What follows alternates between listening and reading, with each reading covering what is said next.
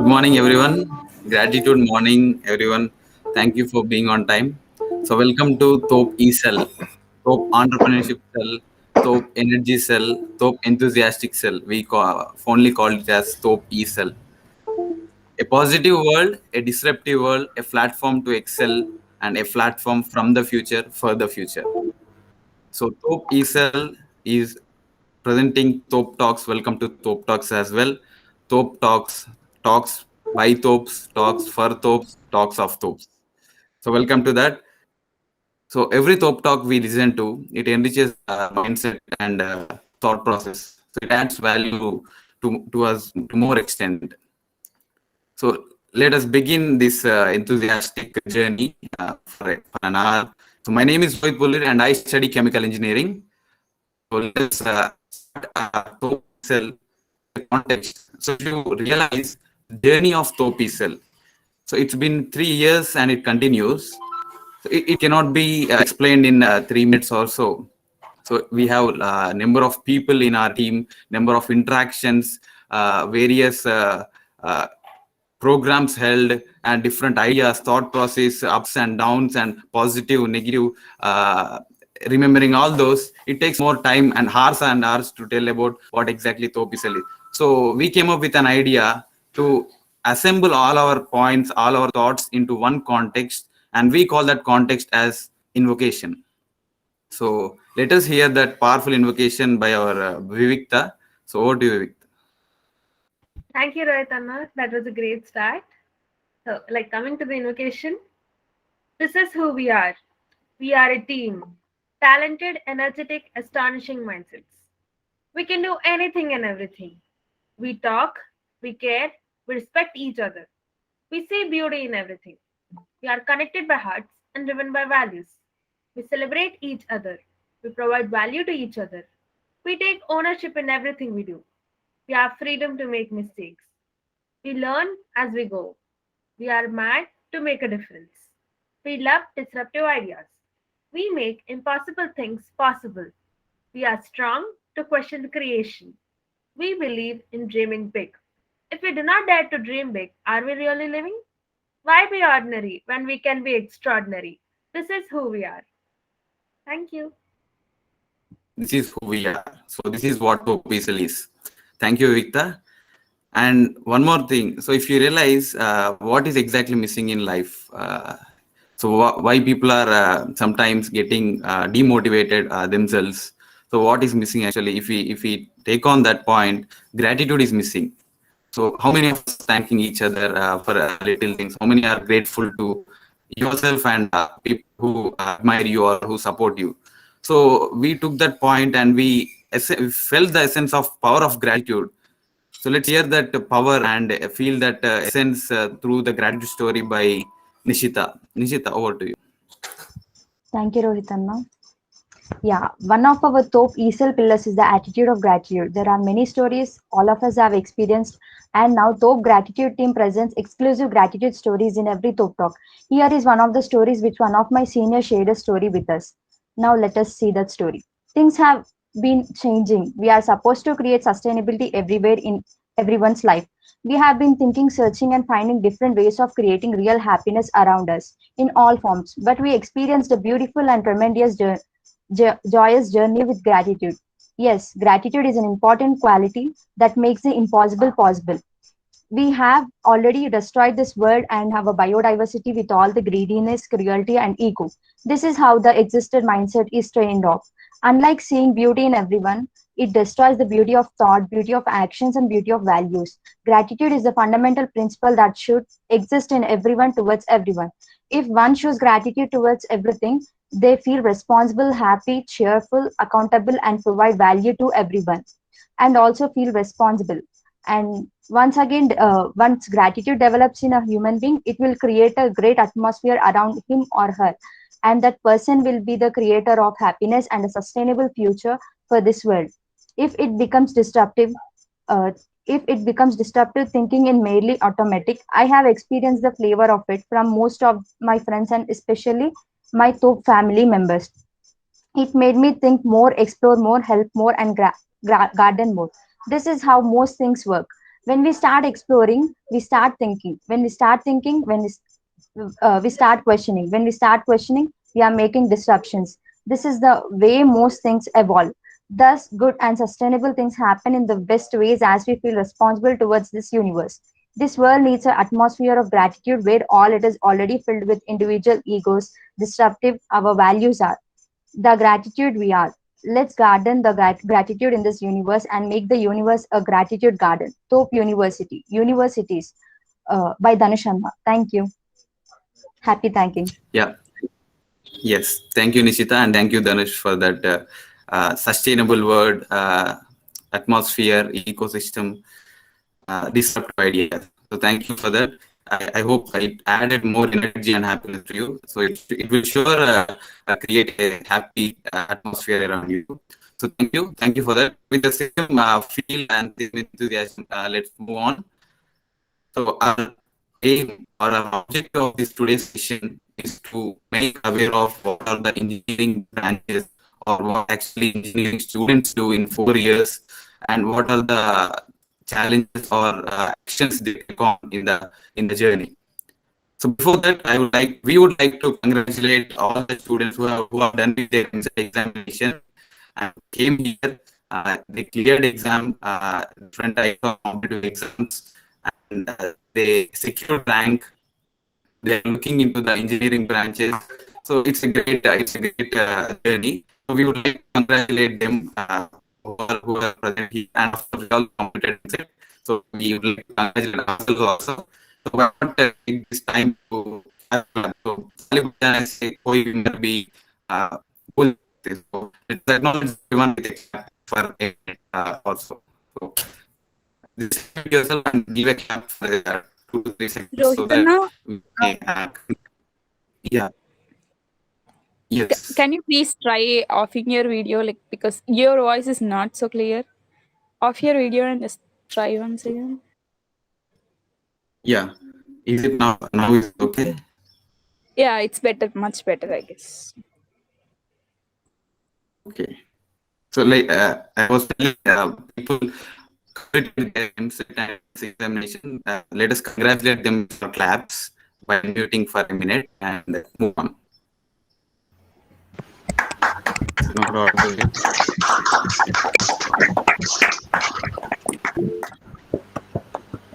Yeah.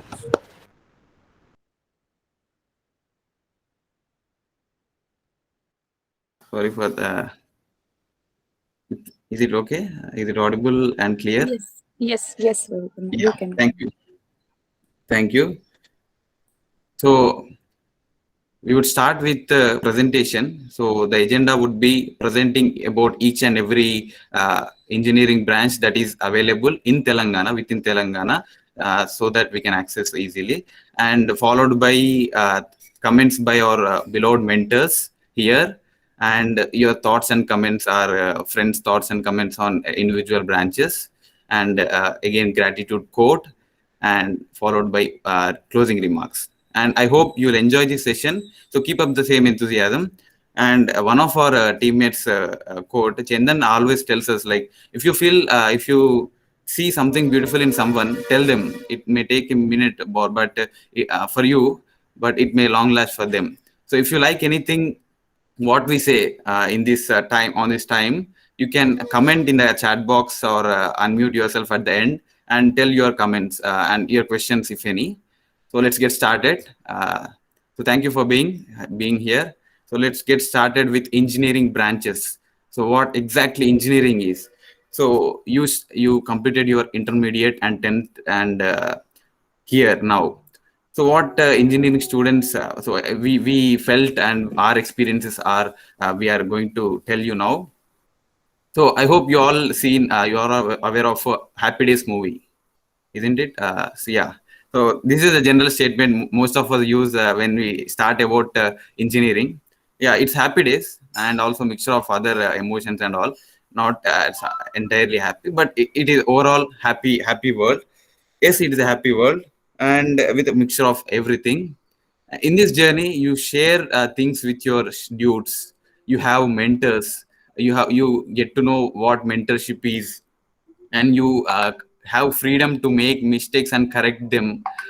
You can suggest, you can help people around you, and you'll be the 5 a.m. club guys or night owls.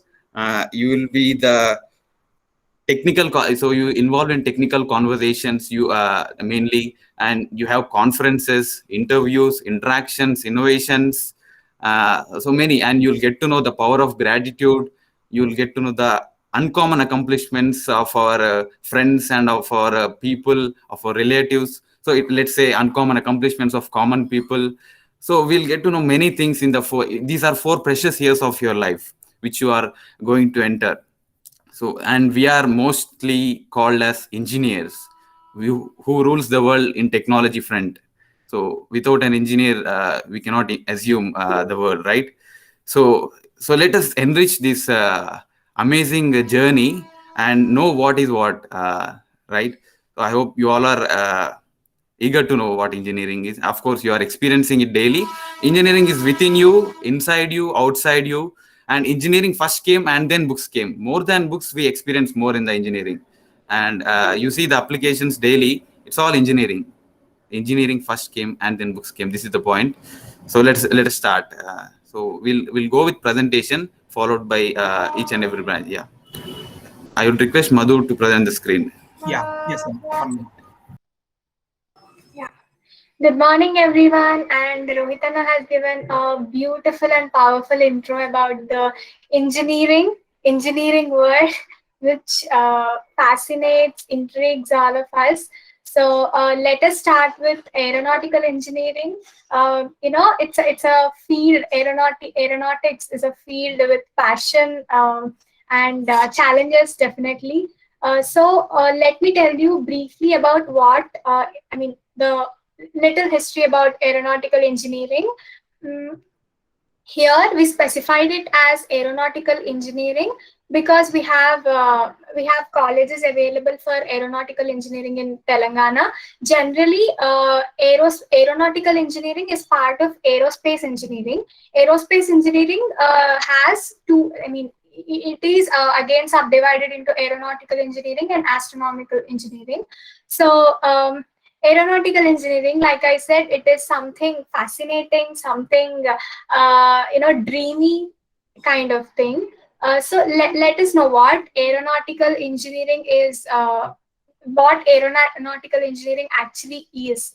So it is generally designing aircrafts and spacecrafts. Designing aircrafts and spacecrafts. Just this one sentence tells a lot about aeronautical engineering. It's not just designing the outer part of the thing, and it's not that, but it is. Aeronautical engineering is something that is related with each and every detail designing of aircraft and spacecraft. So it is an intersection of many types of engineerings like civil, mechanical, electrical, and all. So you will be in aeronautical engineering, you will be generally studying many topics from other branches like mechanical engineering, electrical engineering, and civil engineering. So it is like why aeronautical engineering? Why one has to choose aeronautical engineering? Aeronautical engineering is all about exploration and discovery. I mean, the more you explore, the more you can learn. There is a much scope for learning about each and every topic related with designing, each and every topic related with flying, and each and every detail related to the mechanics involved in flying. And it is a very crucial area which is going to develop and which has future in the which is going to excel like it is excelling now and in the future. So there is a lot of research and development going on in this aeronautical engineering area. So by taking up opportunities and making choices to choose aeronautical engineering can can open up many opportunities for you in future. It is something which is completely about your passion, the passion for flying, the passion for designing, the passion for dreaming big. And aeronautical engineering, like let us know the scope for aeronautical engineering.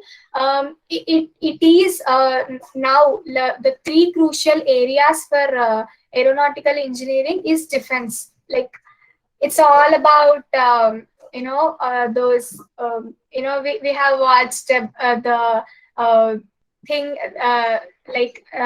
all the MiG-21 things and all the flying aircrafts which are used in defense. So there is a lot of scope to get into defense ministry, I mean defense area, uh, uh, like after pursuing aeronautical engineering. And we can also get into space research centers all over the world. And you can also get into many aviation companies which are manufacturing aeroplanes and spacecrafts. And yeah, there is a lot of scope, and you're going to have fun. And now coming to the colleges that are available in aeronautical engineering, we have IARE in our Telangana, which is IARE in Telangana, which offers aeronautical engineering. We have MLRIT for aeronautical engineering.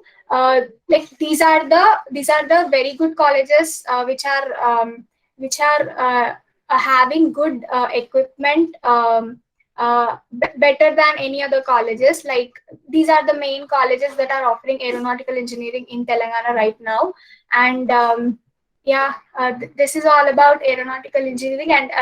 And to do masters and PhD in aeronautical engineering, there are many specifications including in aeronautical engineering. Like I said, it involves many different activities regarding designing of a plane. So aeronautical engineering has many subjects in it, which can be further used for the PhD or further research. And it's like I said, it's a passionate thing. And you'll definitely stand out of the box if you choose aeronautical engineering. And thank you. Yeah, next slide.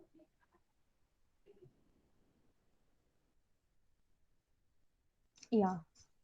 So now it is about the biomedical engineering. Biomedical engineering is first we'll know what is biomedical engineering. Uh, it is a medical engineering. It is the application of engineering principles and design concepts of the medicine and biology for healthcare purposes. Like for example, diagnostic or therapeutic, and also it is traditionally known as bioengineering.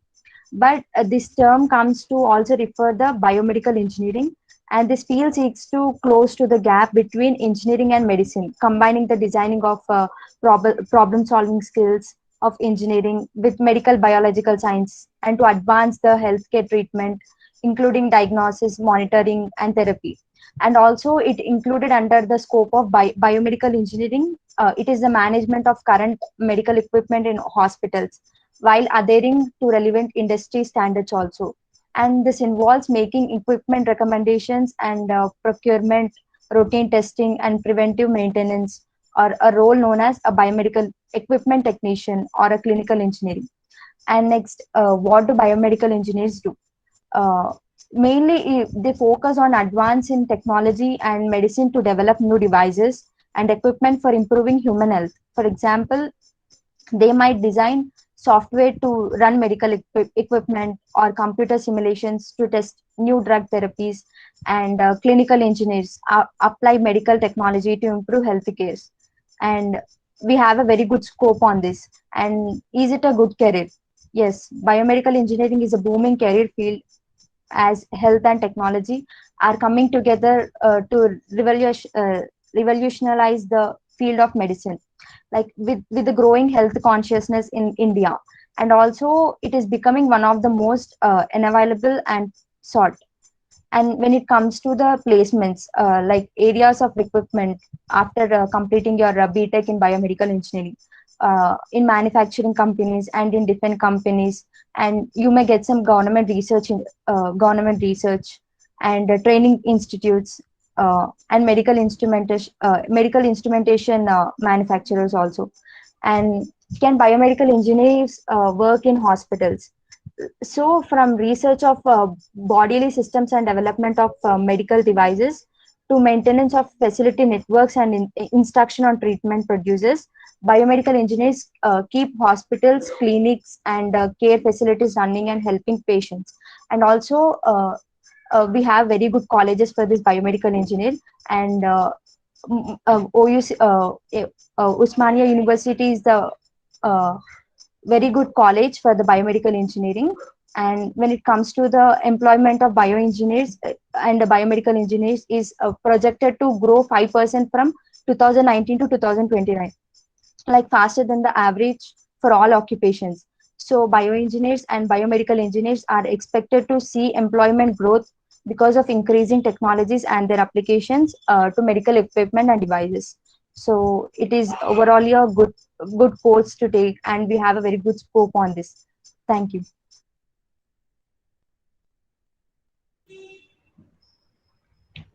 Yeah. So hello everyone. Uh, so now I'm gonna talk about biotechnology. So biotechnology is a broad area of biology wherein you will learn involving the living organisms, like develop or make products. And here we have like different types of biotechnologies.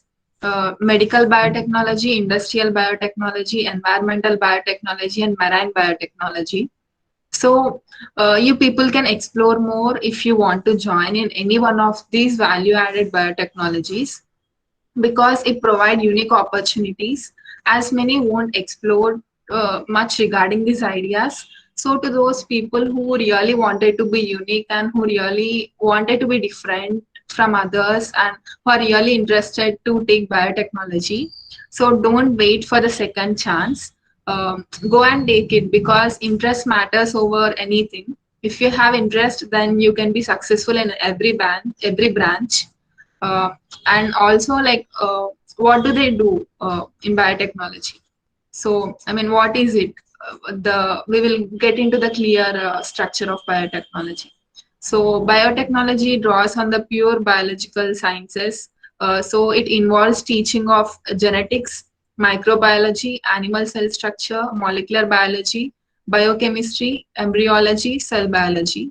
And in many instances, it is also dependent on knowledge and methods from outside the sphere of biology. And this could also involve, like we could see in chemical engineering, bioprocess engineering, information technology, and biorobotics. We could see the involvement of biology in these areas too. So I mean, in where it is used, and what are these uses of taking biotechnology? So like it is also used to study and to alter genetic information in animals so that the human diseases can be studied.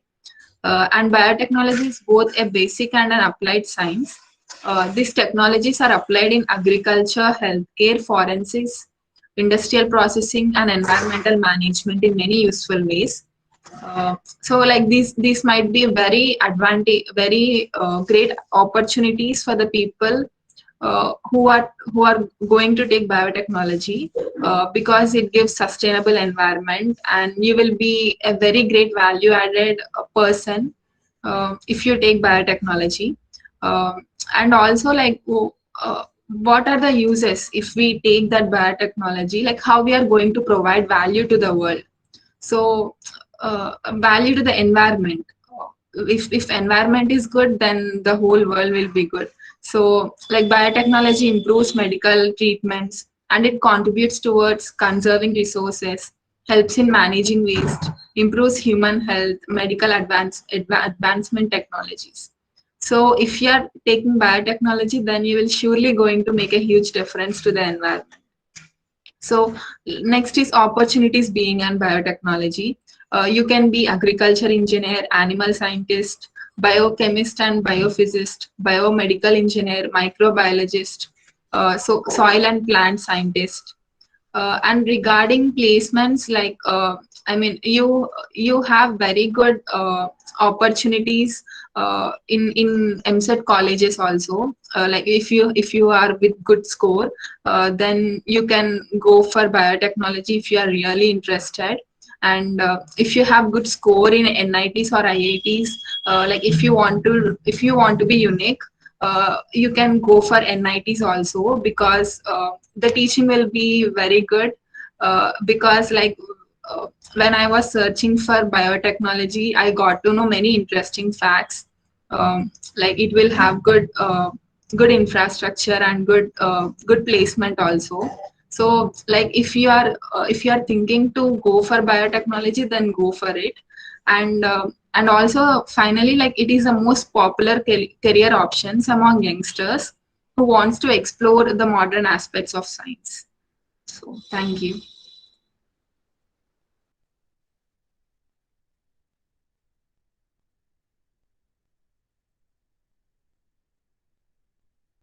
Good morning, everyone. I'm Sangeeta. Yes, let us see some brief note on CSC. Many of us often hear the name CSC, right? Yeah, when we hear that, the first question that arises in our mind is obviously, what is CSC? Yes, what is CSC? Yeah. See, CSC is an academic program which integrates the field of computer engineering and computer science. Here we have a too much of chance to explore our technology skills. As you people know, technology is now ruling all over the world. Yeah. After knowing what CSC is, again a question strikes in our brain that what we learn in CSC, right? Yes, in CSC we learn fundamentals of computer programming, data structures, computer network, object-oriented programming, design and analysis of algorithms, computer architecture and organization, discrete mathematics, database management systems. Yes. After hearing those things, you may feel like, is CSC difficult?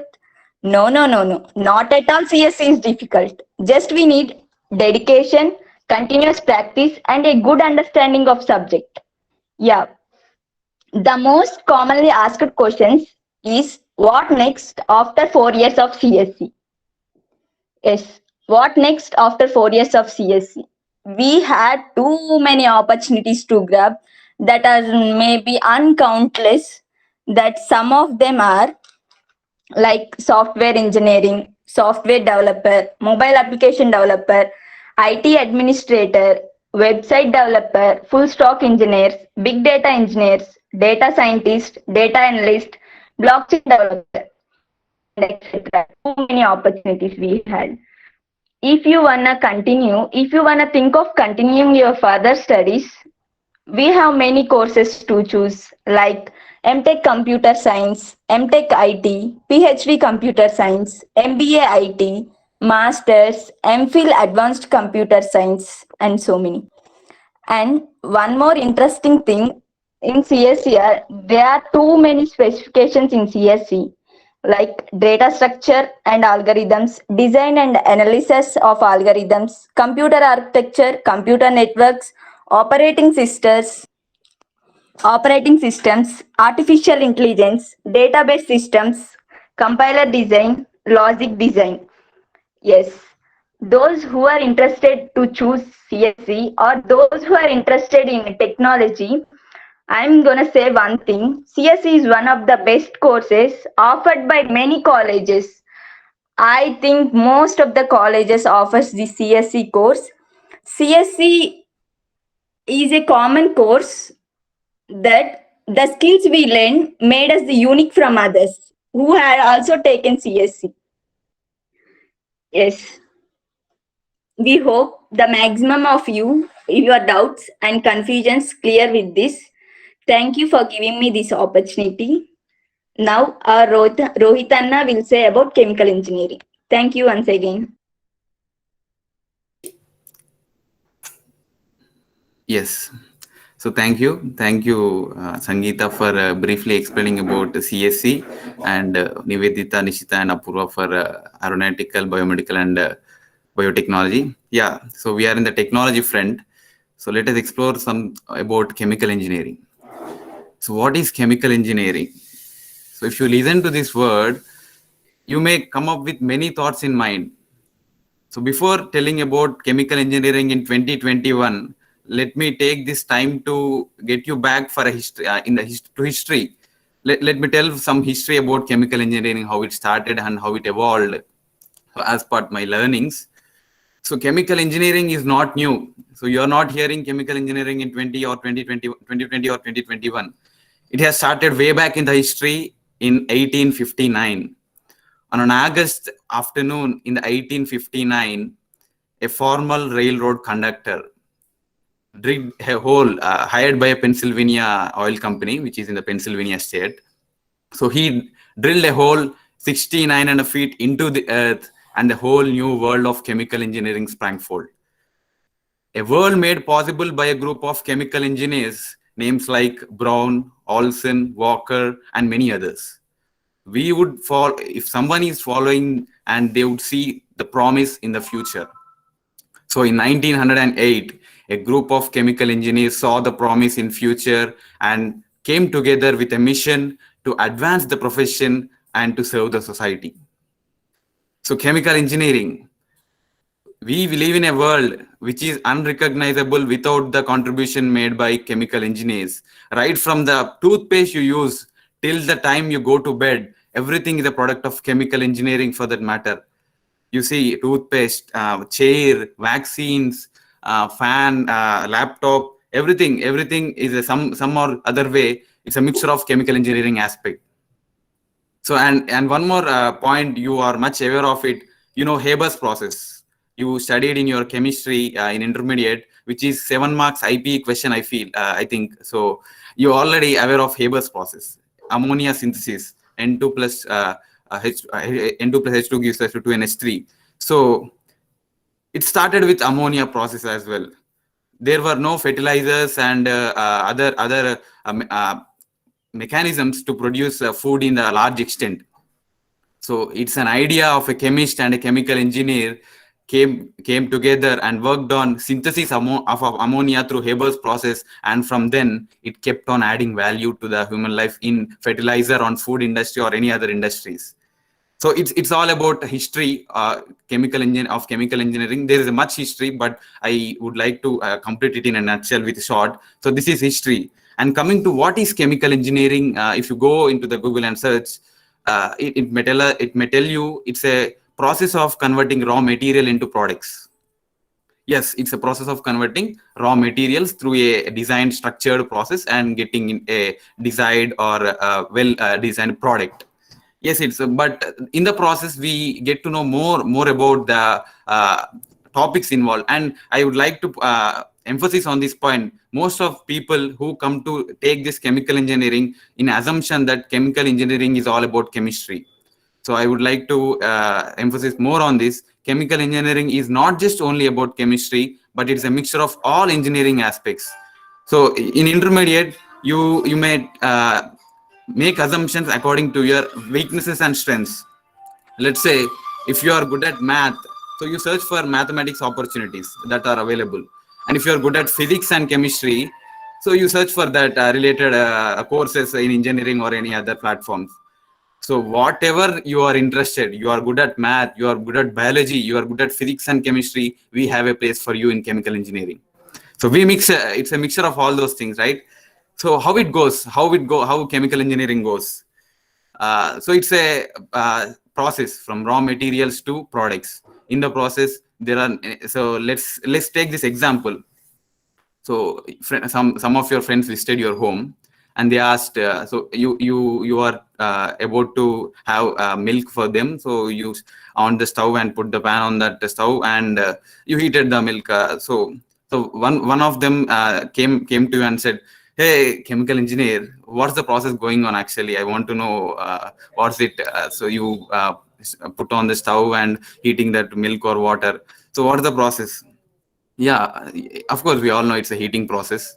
Yeah, it's heating process. And what's more, it's boiling. Yes, it's boiling. And what's more, it's bubble formation. You see bubbles forming in the water. Yes, it's bubble form. What's more, so that more you study in chemical engineering. And you watch a cricket match. You watch a cricket match and assume that Rohit Sharma is beside you, sitting beside you, and Virat Kohli hit a six. And the ball, the previous ball was not six. Now it's a six, right? So Rohit Sharma comes to you and asks, dear engineer, dear chemical engineer, so what's the reason that Kohli hit a ball and went into the audience? It's a six. Why not the previous ball? So you may answer, Rohit, it's a just a force acting upon the ball with the bat. Yes, it's a force acting upon the ball. And you also and he asks, what's more? You tell it's a gravity also, right? Gravity also impacts more on that. Yes, it's a gravity also. And what's more, it's a drag coefficient, Rohit. So drag coefficient and all fluid mechanics concepts. Yes, thermal boundary layer, Rohit. Yeah. So if you, and what's more, that more you study in chemical engineering. So you need not to be a chemical engineer to answer those all questions, but a chemical engineer can answer all those questions. So if you look at the subjects, it starts from fluid mechanics, ranging from fluid mechanics to thermodynamics, heat transfer, mass transfer, chemical reaction engineering, plant design, transport phenomena. These are all applicative. So as I said, engineering is around you, chemical engineering is around you, within you, inside your body, outside your body, around you. So it's all there, chemical engineering. So, but why you want to be a chemical engineer apart from all other engineers?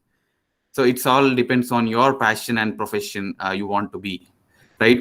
Even though I tell more, but your interest also matters here, right? So I have a lot many points to tell, but within short, I'm concluding. So these are some examples, and it is important to know, like we use fuel, petrol and diesel and all. And yeah, move on to the next slide, Madhu. I'll explain that too. Yeah, so petrol and all. So it's again, how petrol is made. Someone asks you, you can tell as a chemical engineer. And now you see fossil fuels are extincting. So chemical engineering is going to extinction? No. Chemical engineers are also looking at solving environmental problems in a sustainable way. So chemical engineers are sustainable engineers as well. And if you look at the slide now, which is presenting now, chemical engineering, universal it is. It is not only a process engineer or a design engineer. You went into the oil and natural gas industry or something like pharma industry, and you look at job as a process engineer or design engineer. You look at the whole process. Everywhere there is a process exists in the manufacturing of every product. So you see a product, you see a chemical engineering. What not? You name it, we have it in chemical engineering. So it may be renewable energy, it may be chemical engineering. So the slide you see in the right corner, white color, chemical engineering, it's in the lab scale. And the immediate next you see, it's in industrial scale. So it's a process from lab to industry. It's an atom to atmosphere journey, right? If I say atom to atmosphere, how big it is, atmosphere and atom. And these are some of the opportunities you can have it in the chemical industries, in renewable energy sector, and in pharmaceuticals. And it's advanced pharmaceuticals. It's an intersection of artificial intelligence and other IoT and all those things with chemical engineering. And you can enter into the space research institutes like ISRO, NASA, where propulsions and propulsions of fuel is dealt with chemical engineers. And you take the human body, which is presenting on the screen, making of all these metal, polymer, stents, artificial knees. It's all material science and intersection of chemical engineering that you read in the chemical engineering subjects.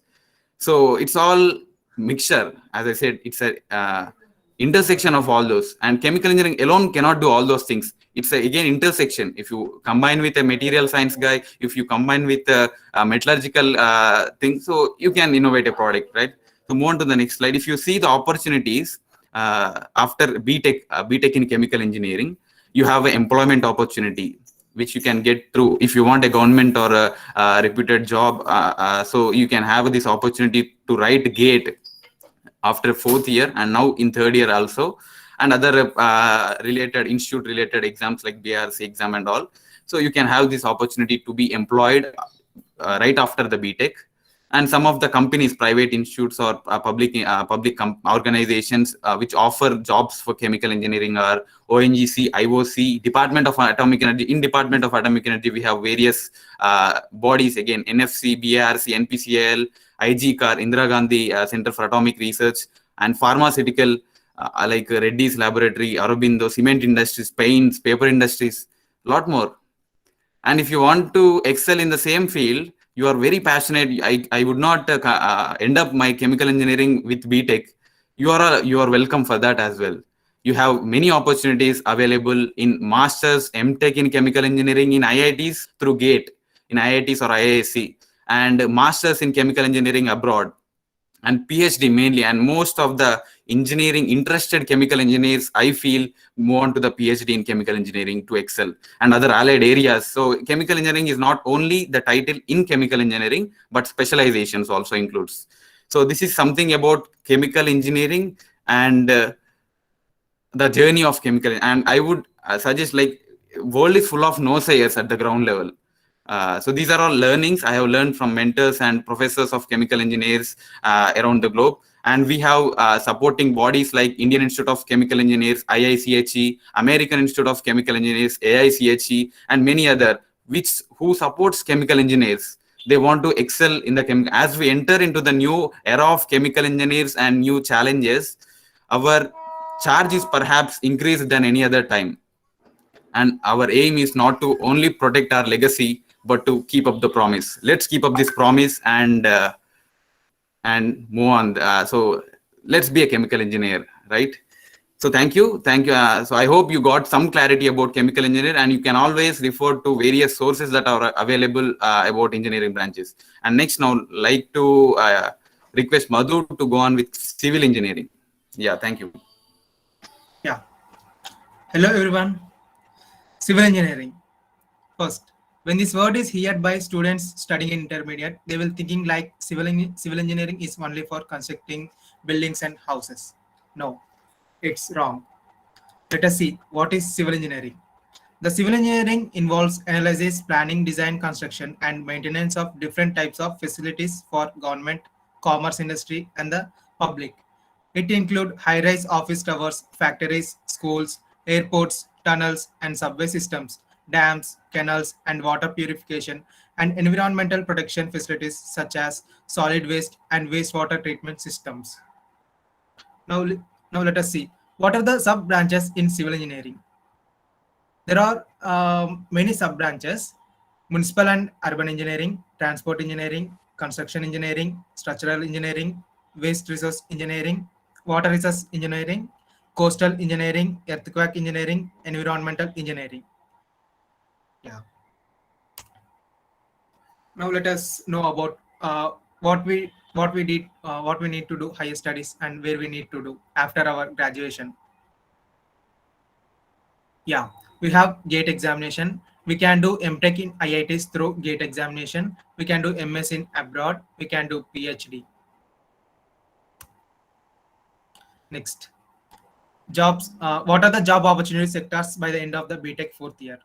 Building control surveyor, consulting civil engineering, contracting civil engineering, design engineering, nuclear engineering, site engineering, structural engineer, water engineer, rural and urban transport engineer.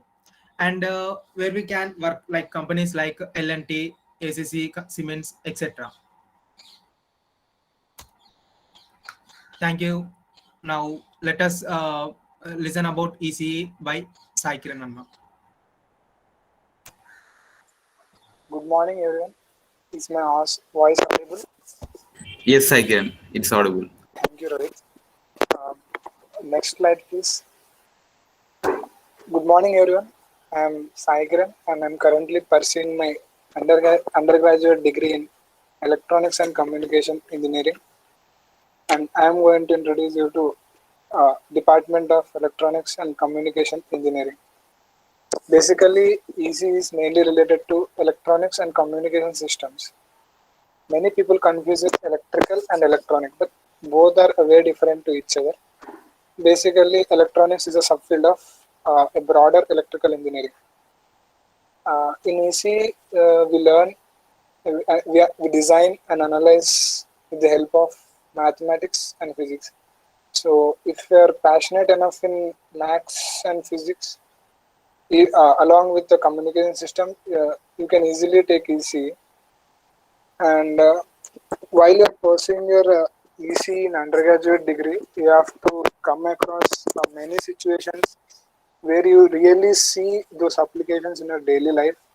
So it is a real engineering where what you study is reflected directly into the daily life. You can see almost everything what you are learning in ECE in any of the fields outside or society or environment. Next, after you completed your undergraduate degree, there are many opportunities for you. Right after your undergraduate degree, based on your GPU score, you may be placed directly into any of the company through your campus placements right away. If you are in place, then you can also pursue GATE. You can also write GATE exam conducted by IIT Bombay this year. Uh, Through GATE, you can join many PSUs, that is public sector units such as ISRO, ONGC, and many more. Or you can also apply job on any corporate companies based on your GATE score, because most corporate companies do value your GATE score, because uh, it isn't that easy to crack your GATE, so they definitely value your score.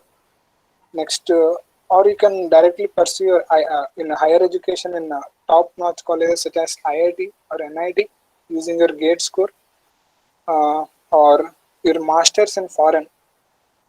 For that, you have to write GRE or GMAT based on your interest. Next slide, please. Um, Not only masters, you can directly pursue your PhD in foreign, such as in UK. You can directly pursue your PhD without master's degree, but you have to score good enough in your bachelor's so as to do that. For that, you have to take a doctoral degree in UK. And what are the fields where you can work after you have completed your ECR? Network planning engineer, communication engineer, telecom engineer. You can also become a part of research and development for any company that is trying to penetrate into a market with a technology that has not been invented yet, which gives them a boom in their sales. A desktop support engineer, and a technical director, electronic design engineer, or a software analyst. You can also join in VLSI industry, which is seeing a quite rise nowadays, because everything we are doing, such as lights, fans, are also embedded with chips for automation and AI. So for that, we need a high level of chip integration. For that, more and more engineers, EC engineers, are required. So below are some of the top core companies. You can see there ISRO, DRDO, ECIL, DLRL. These are the main Indian companies that are offering jobs to EC and are mainly related to EC itself. Below are AMD, Intel, Atmel, and IBM. These are mostly related to microprocessors and microcomputers. They are corporate companies. They pay you high because they are the monopoly markets. So they obviously pay you high other than a small pay. Next are the telecom companies such as BSNL, Reliance. These are mainly related to your general daily communications that we do using your phone call. Next are the core electronic fields such as Schneider Electric, Samsung, Bajaj, and Havells India, and many more companies are there, which are directly working on research and development and technologies to improve the lifestyle of the people. So there are many more opportunities after you complete your ECE degree that no engineering branch offers you. And there is also a constant regret that many people are joining software industry after taking degree in electronics and communication engineering. That's completely wrong. You shouldn't do that, because if you want to, unless and until you have financial problem, you shouldn't do that, because EC, what you learn is not reflected in software job. For that you have to take CSE. That's different. After you have completed your EC, mainly try to focus on your core jobs. Even to initially they pay you very low, but after you work for a decade, they will pay much higher than your software colleagues. So that's all about EC. Thank you. And Triple E will be continued by Shravanti and Divya. Thank you. Thank you, Sai Kiran Anna. Hello, good morning, everyone. I am Divya from Triple E. Now I'm going to explain about Triple E. What is Triple E? Triple E stands for Electrical and Electronics Engineering, which has very wide range opportunities in it. This branch provides students with a wide range of fundamental knowledge in core disciplines such as control system, signal processing, radio frequency design, microprocessor, microelectronics, power generation, and electrical machines. Triple E engineers focuses on the analysis design, develop, development and manufacture of electrical equipments, electronic devices, and control systems. Triple E design circuits for electrical operated vehicles, computer, digital devices, electronic memory storage devices, industrial robots, and CNC machines. Electrical engineer deals with power generation and transmission systems. Triple E engineer set up and operate the telecommunications, wireless, and internet networks. And I want to say one thing. Everyone thinks that a triple E is the hardest or a toughest thing to learn, but it's not like that. If we think like that, then we may not use it to get electricity to us, right? So when we have day to do, why can't we do? So let us go through it, and after the after pursuing this BTech fourth year, we have many higher studies to go through it. Any industries which uses electricity powered devices and technology relies on electrical engineer. We can have pursue MTech, MS, PhD and MBA after our BTech fourth year, and a 2 years postgraduate degree offered by most IITs, NITs and other reputed institutions of India. The MTech offers you a specializations in your core and associated disciplines. With a BTech in electrical engineer, you can go in for an MTech in power system engineer, nanotechnology, robotics, and computer engineering, and more. The MTech entrance required you to take the GATE exam. After an MTech, you can teach a reputed institute, join a research facility, or work in the public and private sectors. Depending on your graduating institute and recruiting frame, it starts your starting salary can be of range. It depends on your recruitment frame. And we can pursue MS. Another option is to pursue advanced studies overseas in the form of an MS, Master of Science degree, roughly the equivalent of an MTech. The MTech requires you to take the GRE and TOEFL exams. Some IITs also offer an MS courses, which is the gateway to a PhD. Now, PhD. India and UK universities also offer admissions to a direct PhD programs. To qualify for the direct PhD programs, you will typically need an MTech. During and after a PhD, you can work as a researcher and an engineering professor. MBA. Now, if you are planning a non-core sub-career, a postgraduate diploma program in management or an MBA from a reputable business school or institution such as IIMs or XLRI, Jamshedpur is always a great choice. You will be required to pass the CAT exam or various other entrance exams to join admission into an MBA program. Following are like MBA you can work as an analyst, executive or manager with Indian and multinational corporations. After attending the job, one can work as a microelectrical engineer, electrical engineer, power engineer, electrical design engineer, and many more things to pursue it. Some of the leading companies where electrical engineering can look for relevant job opportunities are Reliance Power, L&T Electrics, Wipro Limited, Samsung India Electronics Private Limited, and many more things.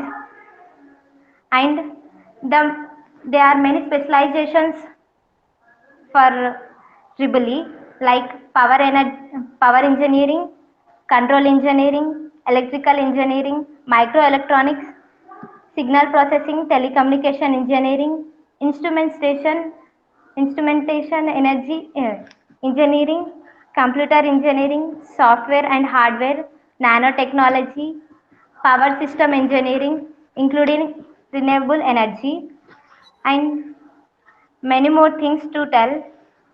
But these are the main things to specialize. Thank you for giving this opportunity. And over to you, Sindhaka.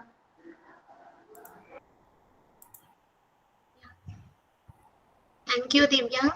Hello, team. I am Sindhu, and I am here to give an outlook about what is food technology.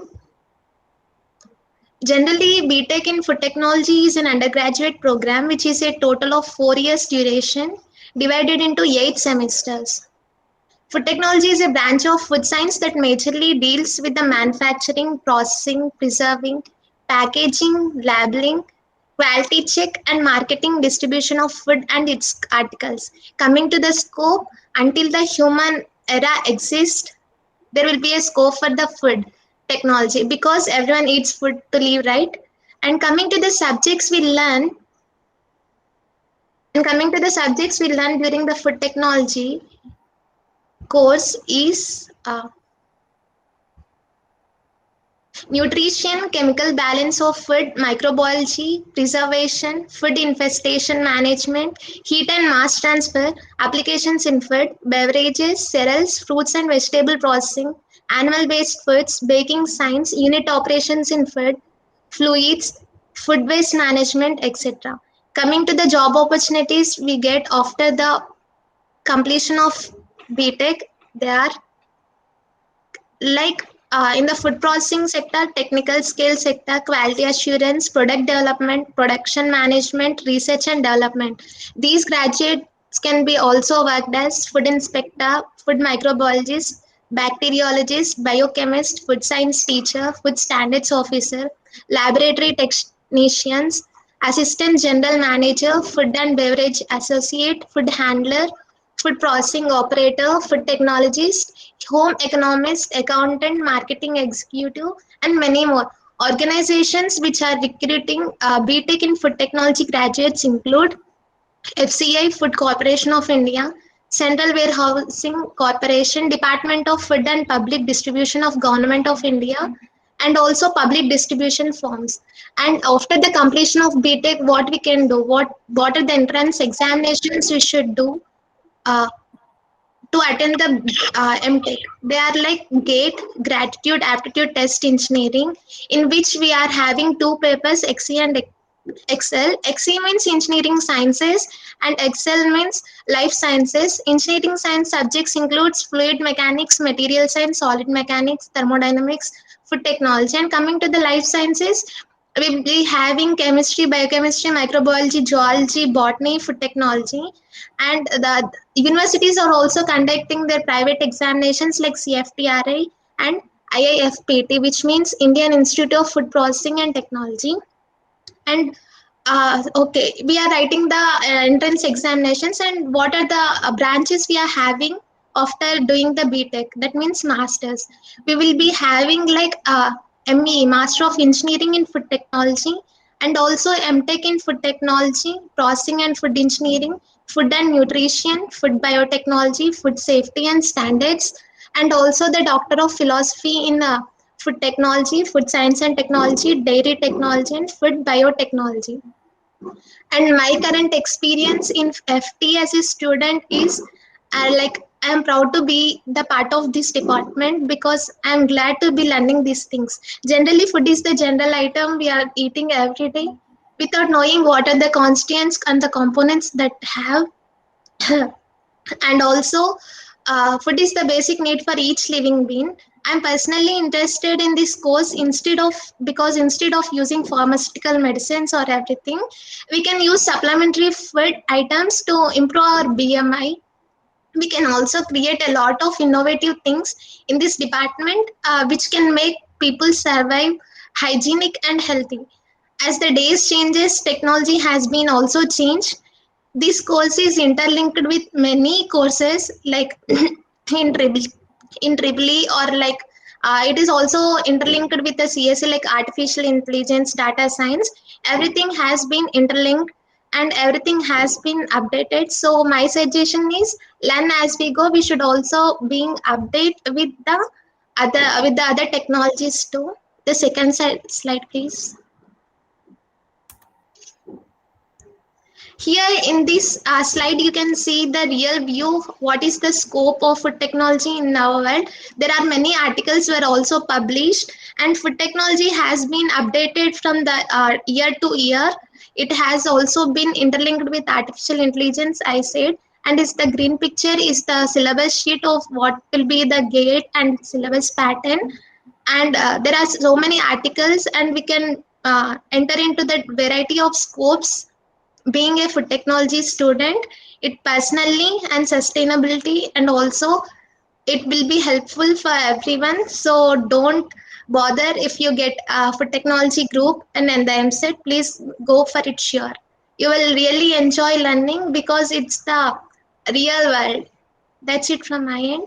And my friend Karun will introduce you about information technology in detail. Thank you. Thank you, Sindhuja. It was a wonderful presentation. Good morning, everybody. This is Karun Kumar.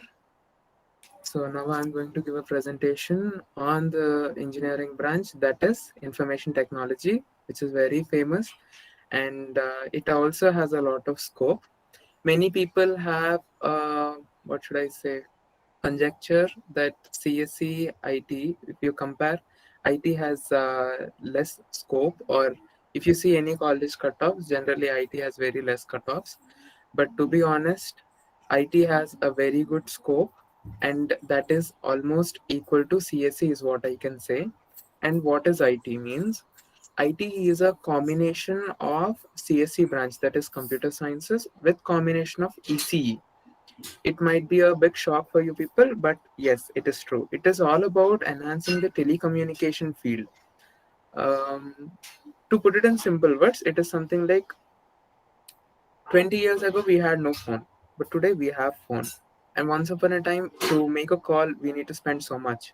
But today it is free of cost, or almost very less expenses that is necessary for having some communication. So to enhance the field of telecommunication, this IT branch is proposed, or what should I say, made.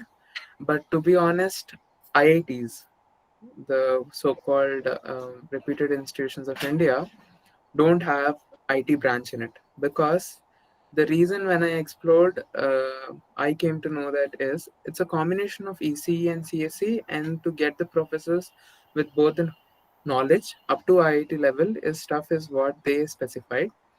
But and one more thing, our universities, OU and JNTU, I mean the two major universities of Telangana, our state, also don't offer IT branch.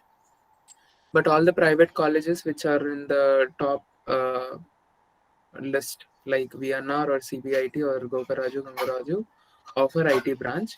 And if IT isn't there, best college for IT in CS. Okay, Akansha, I'll answer your question. Obviously, as per the list, it is CBIT, VNR, Gokaraju, Gangaraju. And one more thing, I would like to specify something. It is not that the branch is going to add value to your career. It all depends on one individual. If you have that interest and passionate about what you're doing, that particular branch, whatever you took, then definitely you will be someone who is going to add value to your engineering branch. Okay. What about IT in CMR Khandlakoya? That's what I'm specifying. It is not about branch or it is not about college. You need to be passionate about what you're doing, is what I want to specify. Mana state colleges low, whatever IT branches they offer here, if you ask anybody who are studying there, because I already asked and came, they say that IT and CSE both are same, because here the syllabus whatever they have also is like that.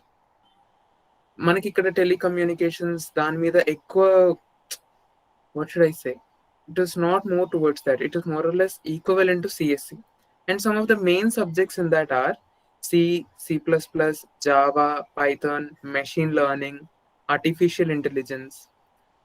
So it is all about IT, which is almost equal to CSE, and if you get it, definitely you take it irrespective of college. And what do you need to have good future in IT means, if you are in a good college, that's okay. Even if you are not in a good college and in a normal college, that's okay.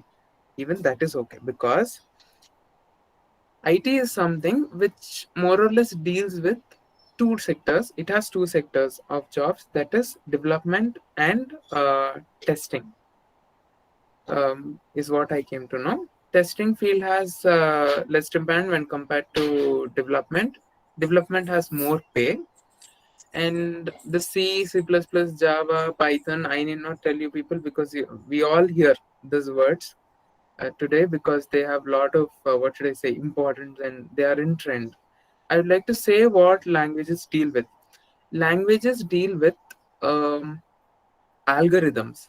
It is known as DSAlgo, data structures and algorithms, which is very, very important for development field. There is something known as competitive coding also. If you excel in competitive coding, there is some company known as Goldman Sachs which offers 32 lakhs package. There is something known as TCS that offers around 20 lakh package. So it varies from company to company, but definitely it is going to have a very good future if you're going to, what should I say, have that passion to learn in IT. And what kind of nature you should have. Every branch is liked by particular people with certain nature, and IT ఎలాంటి వాళ్ళకి set అవుతుంది అని ఎవరైనా అడిగితే కనుక, who are more good at analyzing things, who are more good at thinking about things in a more deeper manner, have lot of patience and ready to do a lot of practice. Only those kind of people should get into IT. మళ్ళీ చెప్తున్నాను. And one more thing in this major field, or a drawback అనుకోవచ్చు మన human నేచర్కి, that is always you need to upgrade yourself, always you need to have a update, because mana core subjects వేరేవి other than IT and CSC, whatever you have, it might be triple E is said to be one of the toughest, considered to be one of the toughest subjects in the IT, engineering branches, and later comes chemical engineering, and later comes many other this thing, and then IT. Although IT is not said to be the toughest, but only thing here is you need to update yourself, you need to be alert, you need to practice, learn throughout your life is something very crucial here. If you're someone who is going to wake up every day and learn, wait for an opportunity to learn something, or work hard throughout my life, I can work hard how much ever I can, uh, I want to earn well. If that is your perspective, then definitely you can join IT. And talking about the packages, I would like to tell about the packages. If you do 4 years of CSC or IT with basic knowledge, just do do well in your academics and learn a bit of C. I'm telling you, a bit of C. basics of C based on AICTE syllabus, you're going to definitely uh, get placed in some IT company with 3 to 4 LPA. Now, currently, the basic is around 3.6.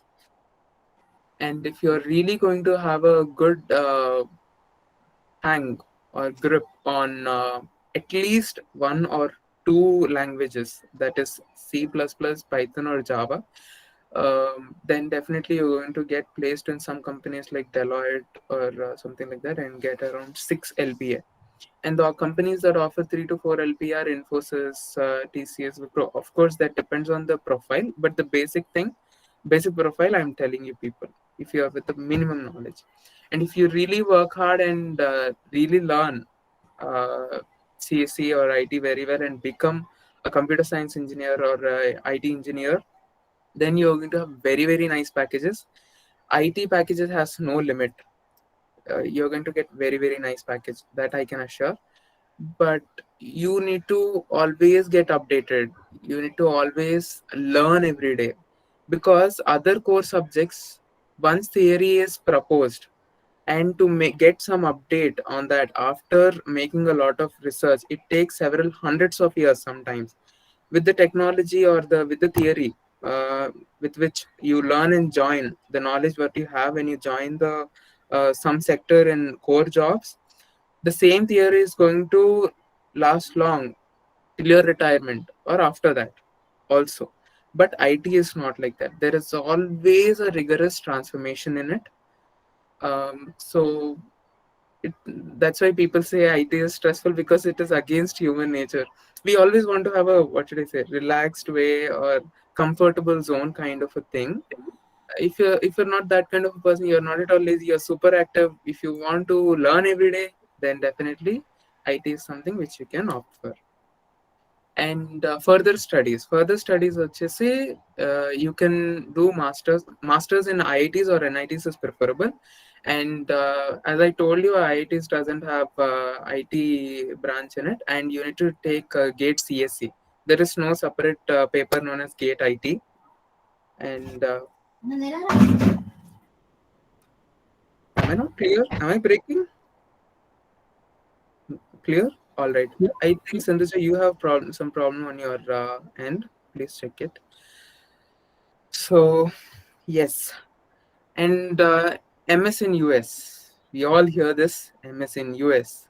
Many people go out and we are frivolous about how we need to move on. And you need to take your GRE and TOEFL or IELTS. TOEFL or IELTS, it is optional, I guess. Depends, varies for university and university. MS in US is preferable with a specialization of artificial intelligence and machine learning when compared to masters in IITs also. So this is what I wanted to tell. And if you have any more questions, you can ask.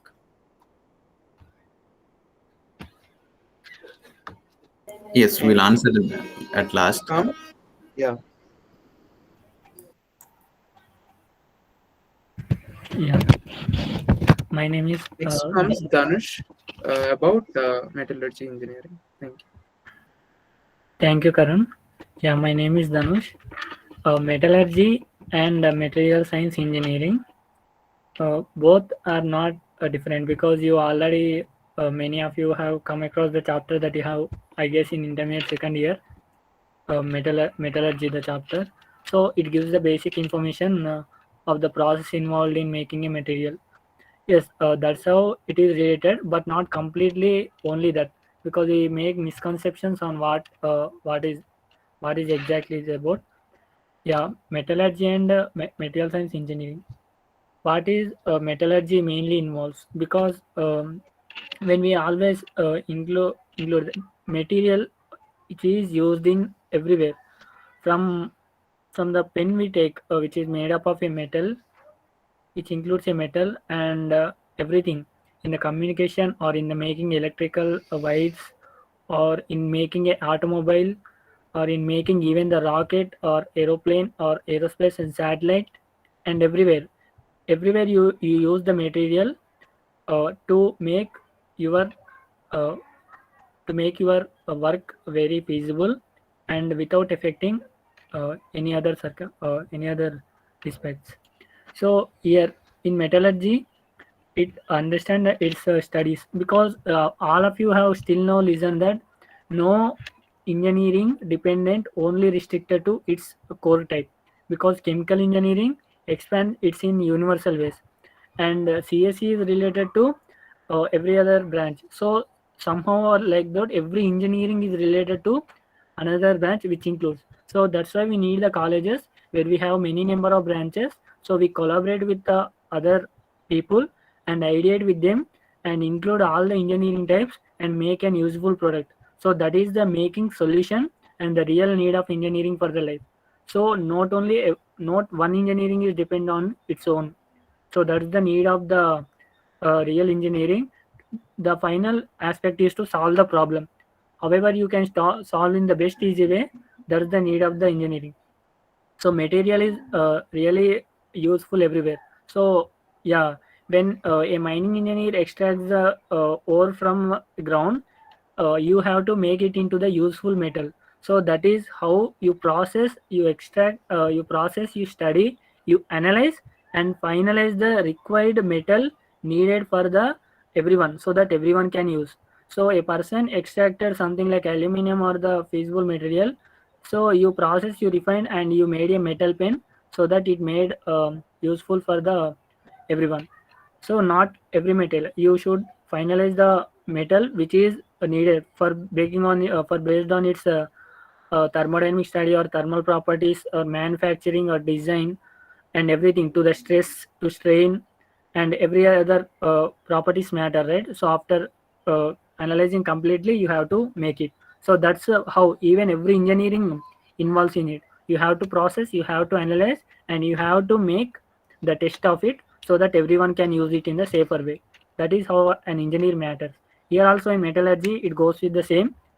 So in sub branches, not sub branches, there are the specializations, because every day the population is increasing, but the ore or something like the existed material will not increase in the same way. So that's why we should make the stronger and lighter materials with the existing of the same amount of metal. So that is in the manufacturing or in the aerospace or in the automobile.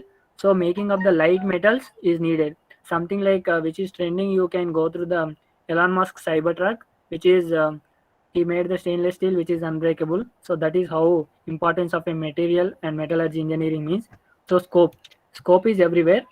When we something think like BSNL, it is in the communication sector, and ONGC, wherein the designing and manufacture choosing the material for its reactors for making of the petroleum, and NTPC thermal power, which is in the making of the current, and steel industries for the Tata Steel or many other, for everything we use steel mainly.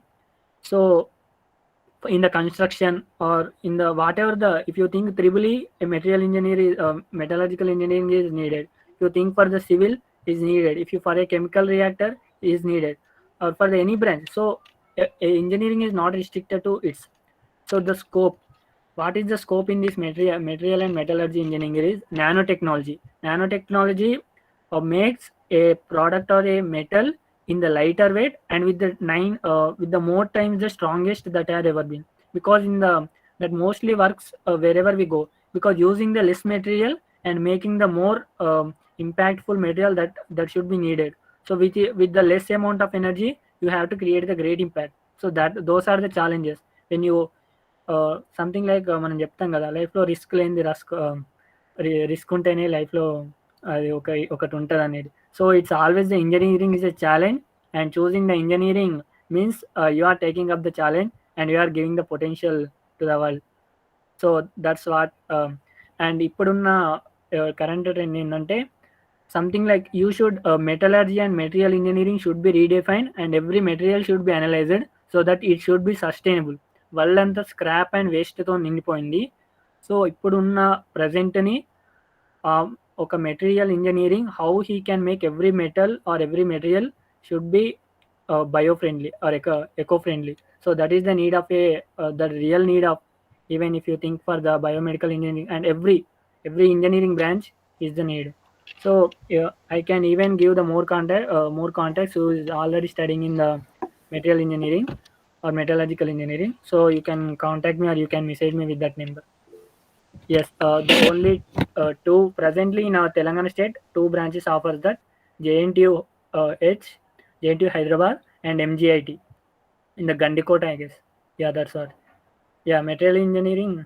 Yeah, not only one engineering matters, as you always know, because wherever you have a challenge, you always have a money. Money will be the byproduct. Yes, that's all. Thank you. Yeah. Mechanical engineering. I think you all are pretty much aware of regarding mechanical engineering in prior. Okay, let you get somewhat aware from my version about mechanical engineering. Before that, can you imagine the world without mechanical engineering? It's almost impossible, because do you know what? Every industry, or it may be any sector, any company, a mechanical engineer is need. Ample full of opportunities, and every industry and in every sector, a mechanical engineer is compulsory, because every mission is designed by a mechanical engineer. So let me talk about what is mechanical engineering. It's all about design, analysis, and manufacturing of mechanical systems. Okay. If you are really good at math or physics, if you combine the both subjects and study, it's always a better option for you to take on mechanical engineering. Also, there need to be a passion. Like if you want to really innovate the world and change the world, to be a change in the world, mechanical engineering is a subject which provides you a lot of knowledge, means a lot of what is that, subjects which are useful to innovate new things in the world. So which subjects are needed? Let us look on to the subject which subjects are needed. These are the subjects which are mainly needed to take GATE also in mechanical engineering. Engineering mechanics, engineering thermodynamics, engineering materials, heat and mass transfer, fluid dynamics, design of mechanics, theory of machines, design of machines, theory of machines, industrial engineering, power plant engineering, mechatronics, and robotics. Mechanical engineering is a gateway for who are very interested or fascinated to look on about robotics also. It is a gateway through which, because it is a sub branch, robotics is one of the specialization you can take on after bachelor's of mechanical engineering. So regarding higher studies, after that you have completed your BTech, you might be going for a job, or you might be going opting for a higher studies. If you are really opting for a higher studies, it's the best option in India. You might be go through GATE. Through GATE, you can go to any NITs, IITs for MTech in mechanical engineering, or any. There are a lot of specializations in mechanical engineering.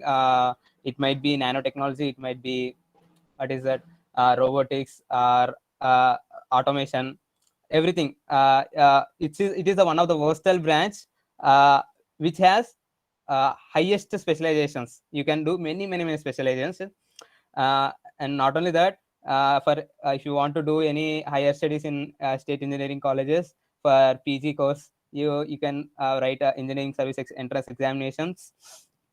And next comes to you, it's a common, everyone said, if you want to do MS in abroad, because mechanical engineering is not only India, it's worldwide, it's needy. So you can write also, like, what is that, GRE, TOEFL, or something, etc., and you can apply for the universities as soon as you completed your bachelor's in your mechanical engineering. Not only MS, you directly opt for the PhD too, because these days universities also offers PhDs in PhD courses directly after completion of bachelor's. Okay. Now you if you are, I think after doing bachelor's or MTech, you somehow you need to do a job, or else it might be you might be starting a company, right? So where does your knowledge of mechanical engineering will apply? In automobile industries, in shipbuilding and aerospace. If you take automobile industries, everything is about mechanical engineering only. Right? You without mechanic, for example, a design of a car, a design of a motorbike, or anything. It's a contribution from mechanical engineers, and the best. These are I wrote here few companies, but there are hundreds of companies. Plenty of opportunities in shipbuilding, aerospace,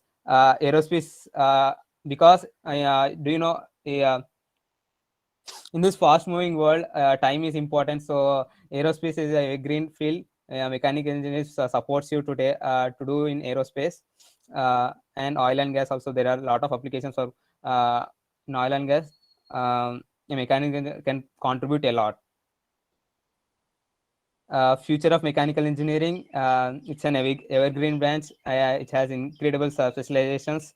It Because I say evergreen branch, because you can imagine now everything with us. It may be a fan, it may be a car, it may be a refrigerator. Around us, it is designed by mechanical engineering only. Without mechanical engineering, we can't imagine this advanced, fast moving world. For a for a for a CSE engineering also, a mechanical engineering is important, because the whatever the machinery is there, like designing of chips, it is done by mechanical engineering only. So that is a evergreen branch. That's it from my side. Thank you. My last sincere request is, if you're really passionate, innovate something, taken mechanical engineering as your what is that? Is a course of engineering, then be in the mechanical engineering side only, because there is not to innovate a lot, because every future is about mechanical engineering only, not to go into the any CSE. That's it. Thank you. Yes.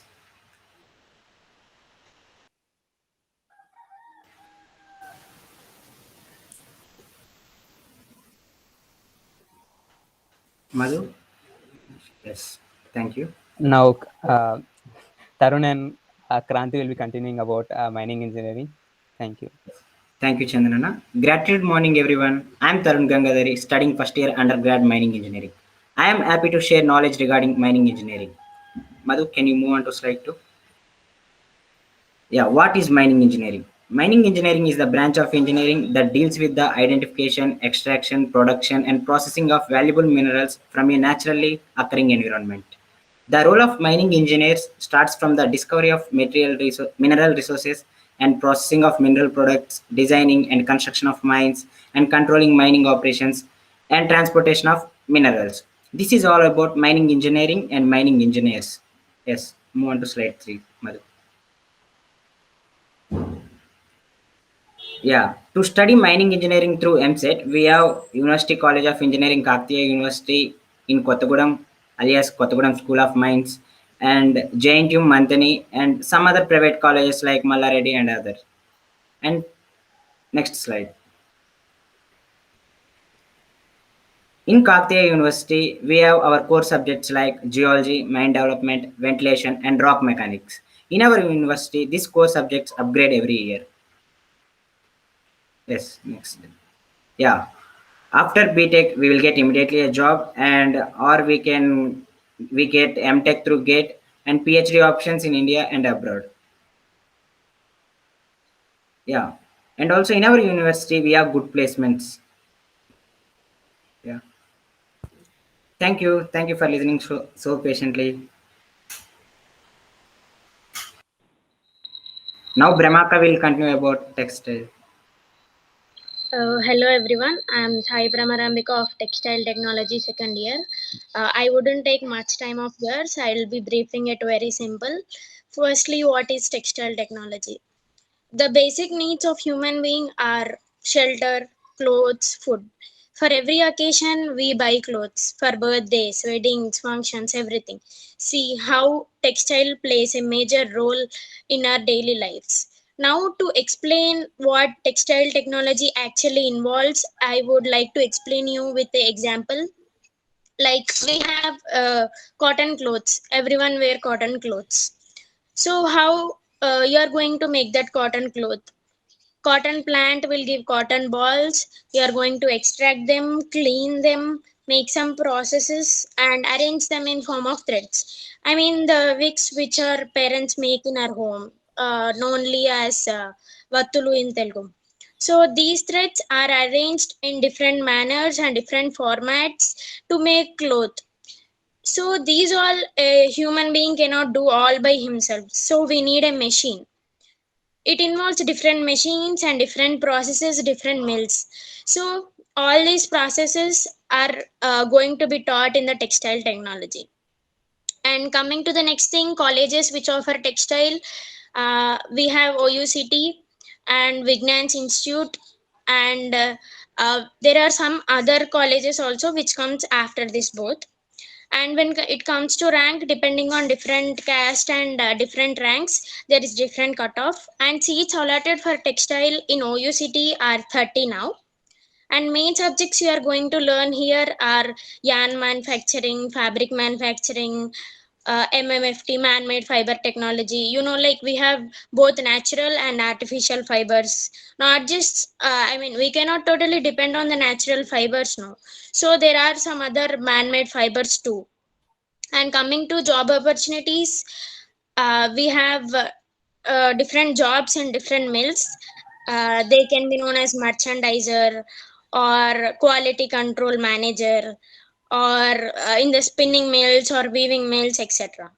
And further studies after graduation, you can pursue MS or MTech.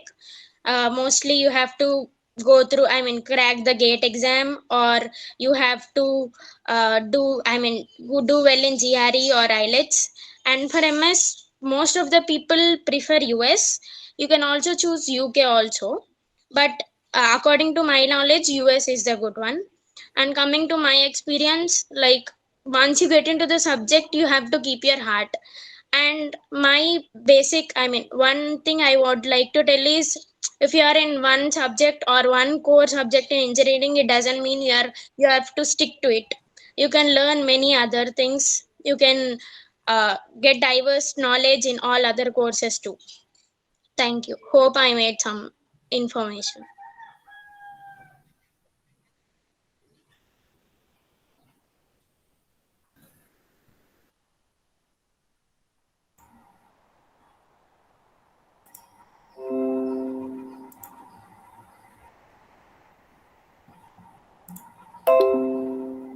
Yeah, we came to the end of the presentation. Yeah, what are the precautions and reference needed to be taken?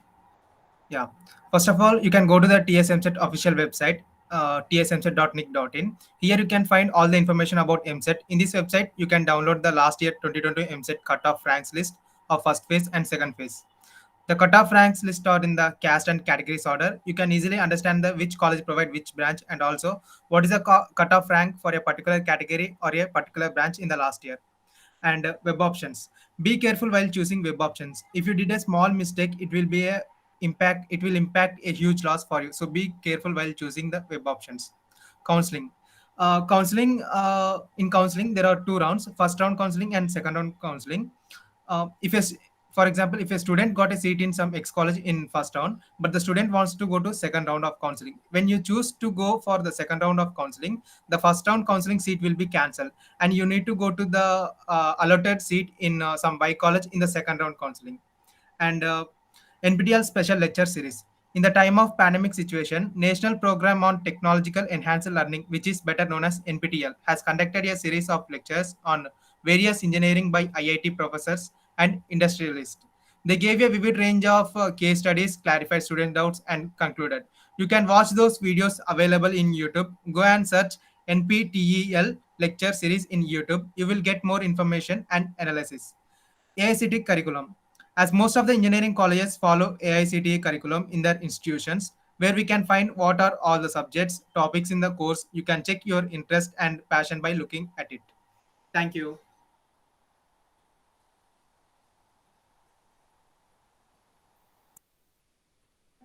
Yeah, thank you, Madhu. So I hope we covered to large extent, and some of your most of your doubts clarified. And it's not time to listen to our one of our beloved mentors, our Mashur, Dr. Sriram Devanathan. He's a former chairperson of Department of Chemical Engineering at Amrita School of Engineering, Amrita Vishwavidyapeetham, Itimadai, Coimbatore, and now he is the principal of Amrita School of Engineering, Bangalore campus. And he's also a poet. He's also a spiritual. So there's a lot more to tell about our beloved mentor Mashu. So, but for now, this is a small intro, and so we would like to listen from him. Like, sir, Dr. Sriram Devanathan, sir, we are glad to have you, our Mashu. So what are your thoughts on various branches of engineering and how a student should be in this position while choosing different courses, or your comments to that? Thank you, Rohit, and very good morning, warm welcome to all. So nice that you've all taken the trouble and effort to disseminate this information to all. And I remember one particular aspect related to the history of chemical engineering, which Rohit so beautifully presented. Chemical engineers at one point of time, they were called universal engineers. I don't know how many of you know that. So they were called universal engineers. The reason is that there is a mix of everything there. That means it is so broad and it includes everything. So it is of universal importance. It covers pretty much everything, all branches of knowledge. That was the understanding. And if we look back at how education was done, in the previous centuries, people did not really give so much importance to specializing. Although if we look at, there is a difference between vocation and profession, isn't it? Vocation, typically we talk about things like plumbing, carpentry, electrician, and so on, isn't it? But then when we talk about profession, then we know that we talk about these engineering branches and management and so on, medicine, medical doctors and so on. And certainly there is a difference in the way our ancestors approached it. Because when it came to science and scientific research, it was always very, very broad. Every scientist was an all-rounder. No exceptions. They were all all-rounders. Person studied whether it was social science, natural sciences or life sciences, physical sciences, everything, management sciences, everything was studied together. They all had it in them, in one single person, everything was there. And I think we should not lose that. We should not lose track of that. Today, we make a big deal of it, saying that we should have interdisciplinary research and so on. But actually speaking, historically, every research was interdisciplinary and multidisciplinary. We lost it, and now we are trying to go back to it.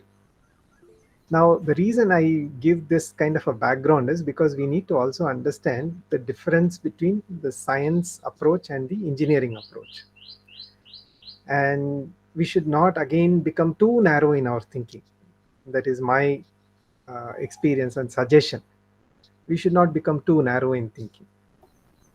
Now, if you look at this difference between science and engineering, what is the difference? So we should also look at the etymology or the origin of the word engineer and the word engineering.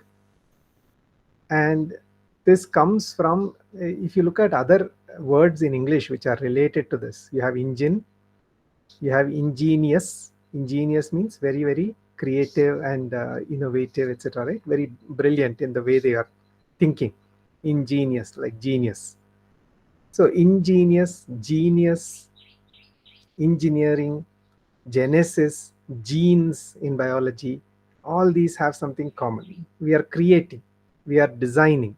Nature's design is in genes. Genes, not Jeans. So nature's creativity is expressed in that gene. So engineers are primarily responsible for this aspect of creation, and that comes through design. Design is not part of somebody who's traditionally trained and educated in sciences. It is more of engineering. So that is one part. The second part is the construction or the fabrication, the creation. So that also is combined with the design. It is not enough to have just the design, but because that may be in head, it may be translated to paper, but then it has to be translated into metal and bricks and stone and everything. Then only it becomes construction. Then only the practical application comes.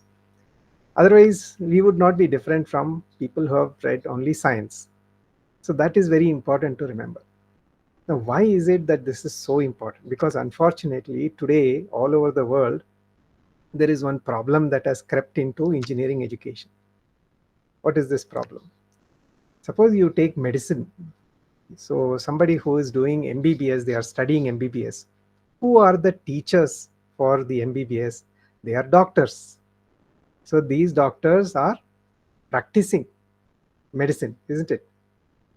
They are practitioners of medicine. They are teaching. So somebody who is learnt to practice medicine, they are teaching MBBS. But you look at engineering industry, all the teachers that are there, are they engineers? They have a BTech, they may have an MTech. Do they have industry experience? Not really. Not all of them have. So now you are asking about training engineers, but then who are the trainers of the engineers? So shouldn't this be looked at? I think we should seriously ask this question. Why is it that somebody who is not a trained engineer training other people to be engineers? How is that fair? Right? So how should we change that? Now you're all youngsters, you have the ability to take this and actually put it into action in future. If we have to change the future, we have to be the change agents. We can't just say government will do it, somebody else will do it. We have to be doing it. How do we do that? We have to train ourselves. So regardless of what you're planning to do for your future, we have to ask ourselves, am I training myself really to be an engineer in the truest sense of the word? What is the truest sense of the word? I must be able to design, I must be able to construct and fabricate, I must be able to apply it. All three I have to learn. Now, if I recognize this, then it really does not matter which branch you take. Because this, if you are able to do in your mind, you have learned the skill and competency of creation, design, fabrication, and application. These, if you have learned, you can be an engineer in the truest sense of the word. Whether it is chemical or civil or computer science, anything, it doesn't matter. Right? So this is where we also have to learn about the difference between just saying computer science and computer science and engineering, because there is a branch that's just computer science, or it may be computer science and engineering. So where is the engineering when you talk about computer science and engineering? In what way are they doing the design? In what way are they doing the fabrication? In what way are they doing the application? A lot of times what happens is computer scientists know about the application part, but the design part, only a few people are able to learn. And the construction part, okay, they do it in a different way. With programming, they are able to do it. Okay, coding, they are able to do it. But the synthesis of all three, typically somebody who's very, very advanced in that field, they will be able to bring all these together. And such people are at the top of their profession. They are called the architects. So when you see that person who is really reaching the top and has learned all three is an architect. And that architect is now doing exactly what we are thinking a true engineer is: synthesis of design, construction, and application. So now we are losing that, isn't it? As when we start out, we are saying I'm going to be an engineer in the industry, but I'm not going to synthesize all three. Why is that? Because the education system has failed in that sense. Now we can either sit back and say, okay, that is the way the education system is, so let me just go about my way. Or we can actually take it upon ourselves. We have the responsibility for our own lives. And I can seriously ask myself whether I am a civil engineer or a food technologist or a textile technologist or chemical engineer. I should be asking myself every day, am I learning these three aspects: the design, the construction, and the application? If I am not, then I am not training myself to be an engineer. Now, if I learn all three, which industry would not want me? Every industry would want me, because that is exactly what an engineer is. That is what they are looking for. But if I am deficient in these three, It means, okay, we will take you because we need, but we may not be able to pay so well.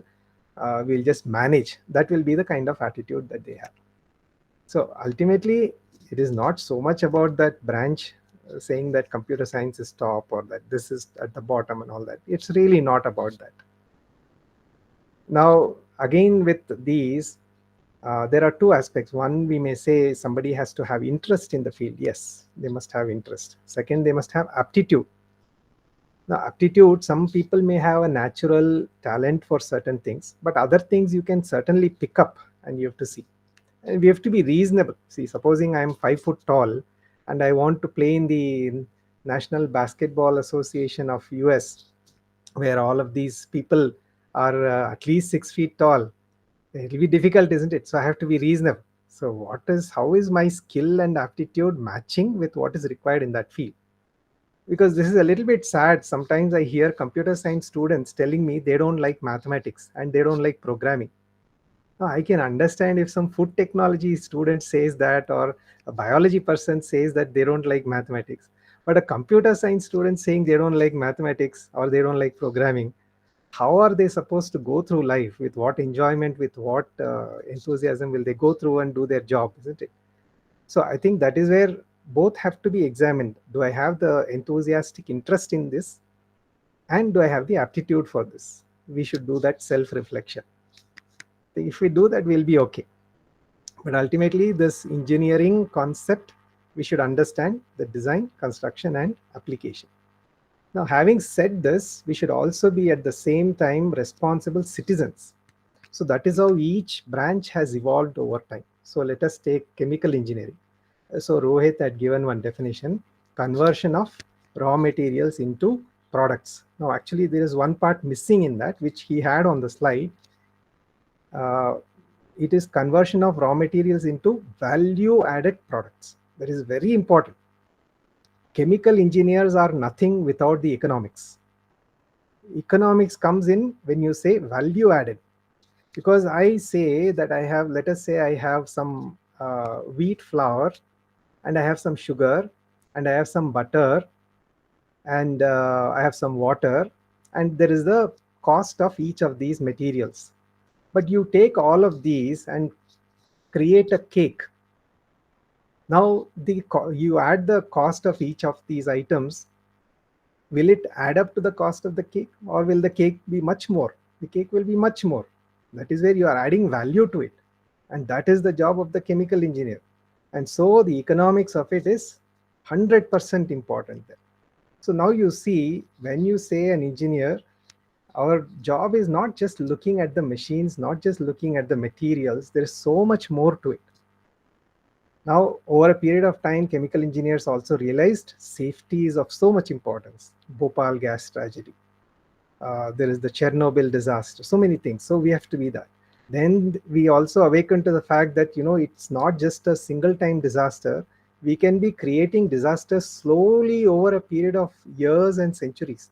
And that is all about environment. So now we have Sustainable Development Goals from the United Nations, 18 of them. And we have to be aware of that. So then there is the sustainability engineering, sustainable technologies. And that also implies we should be aware of how the same thing may be causing different effects to different people. And a very simple way you can look at it, today in the engineering industry, there is so much bias against girls. So much bias. Why is that so? Because we've had traditionally a patriarchal society, and men need to wake up and think about this. How can we as a nation or as a world develop ourselves if we are ignoring one half of the society? It's impossible. We cannot develop. Maybe there will be some economic growth, but there will not be development. Economic growth is not the same as development. So we have to be thinking constantly about this. Engineering has many dimensions. So you have to think about the life sciences dimension, natural sciences dimension, technology dimension, economics dimension, and then there will be the sustainability dimension, social dimension, political dimension, and so on. So this is why today the curriculum in all engineering programs also is trying to bring all this. So for example, in Amrita, we have a compulsory course on environmental studies. We have compulsory course on Indian Constitution. We have compulsory course on disaster management. Right? All of these are very much needed. Only then we can become environmentally responsible and responsible citizens also. So now if a student who's going through the EAMCET is trying to select a college or a program, how should they go about selecting it? One, as I mentioned, from their personal interest and their aptitude, they should also select something. Second, how should they select the college? And when it comes to the colleges, there are many good criteria by which you can check. You can usually look at the website and web pages on the information. One, what is the curriculum? You should go and look at the curriculum. And now that I've given you this background, you should be able to check the curriculum and see what are the courses that they are including in the curriculum. Does it include the social dimension, the economic dimension? Does it include the life sciences dimension? Is it making me an all-rounder or not?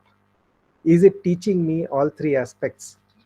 The creation, design, the construction, and the application. Is it included in the curriculum? How much practical and hands-on experience will I get?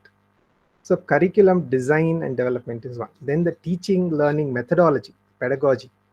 Do the teachers come with good qualifications? What are the methods they are using? Is it only dry classroom lecture? Or do they have better methods? Is there blended learning? Is there flipped classroom? So many different methods are there. So we can look at that. Then the method of assessment. In India, unfortunately, people are obsessed with examinations. So former scientific advisor to the Prime Minister told once, in India, we don't have an education system, we have an examination system. Very sad state of affairs, isn't it? So this kind of obsession with this traditional exam system, that should go. We should be more open-minded, free. Yes, Professor C.N.R. Rao. We should be experimenting, open book exams, open labs where the students design the experiments. So all these things are coming. And now I think for this next few years, there is also the implementation of the new education policy, NEP 2020. And a lot of good changes I feel will be coming. So the students will benefit from that also. Then we have research and extension activities. This is very important. So research, you'll notice in the faculty web pages, profiles in the university web pages, whether the faculty is actually active in the research, because research and teaching are complementary. A person who is a good teacher generally will keep on updating their skills for lifelong. That is a sign of a good teacher. So there's something that I would like to say in terms of who is a good teacher. A good teacher is one who has a passion for the role. They should have a passion for their role, compassion for all. Because then if you don't have compassion, you will not relate to the students. Passion for the role, compassion for all, and a sincere commitment to lifelong learning in the school of life. So they may have a lecturer position in a university or a college, but they are a student in the school of life. They must have a commitment for that for lifelong. That is a good teacher. So you will be able to gauge that. If you look at the faculty profile, are they really developing themselves? Are they really learning continuously? You'll be able to judge in that profile. So then there is the extension. Now I'll tell you one really good practice in the US universities. Like GRE, they have SAT. So GRE is for graduate school. That means for masters and PhD. But for admission to bachelors, they have SAT. And this SAT, students take very seriously, they'll study. But I'll tell you, there are so many cases where top schools in the US, they will not admit a student even with a perfect SAT score and a student who is a valedictorian in high school if they do not have any volunteering experience, if they do not have any social service experience. It is that important. They are giving that kind of importance to it. Unfortunately, in India, even though we are so good at it, all humanitarian activities, we have not appreciated the importance of it as much. So somehow I would encourage you to look at that and develop your social service portfolio. Engage in that heavily. You'll learn so much, it will transform your life. So that is the research and extension. Extension is related to the volunteering and social service. Then there is infrastructure and facilities in the college. Check that out, because you should be able to do some additional projects while you're doing your degree. And you should be able to make sure that you have good physical fitness. So all the playgrounds and swimming pool and basketball courts, all these, make sure that they have that. So that will be the infrastructure and facilities, both for research and for sports and extracurricular activities and so on. Then there is the student support and progression. Do they have clubs for a lot of extracurricular activities? Very, very important, because this is where you learn about teamwork and leadership skills and event coordination. All these you can learn, and that's something that you guys are doing excellently with the ECEL and THOP cell. All these are wonderful activities. And then you have the governance, leadership, and management. So does the university have a clear and transparent organization structure? And so whatever they are doing, they should have clear policies. There should be mechanisms for quality improvement. If the students have problems, what do they do? Who do they go to? Is there a committee for grievance redressal? These things, all these information is supposed to be on the university website. So you'll be able to see it. And then finally, last thing is, the university should have internationalization, and they should have commitment to environment. So internationalization is important, because if you want to move from here to another country or anywhere else, what you're getting here, the credits you are earning in college, it should be equally valued in any institution, whether it's in India or abroad. Then you'll have the mobility. You can move after bachelor's to master's, or even within a bachelor's. Suppose you want to do your final year project in a student exchange program abroad, should be able to do that, because they respect the credits that you're earning in your institution. So this, and the ability to do projects which have sustainability focus, then everybody in the world will appreciate that, because you're adding value to the world.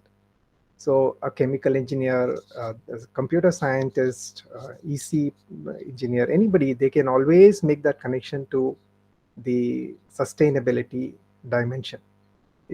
As a EEE, for example, you can work on hybrid vehicles, you can work on solar vehicles, solar pumps, and so on.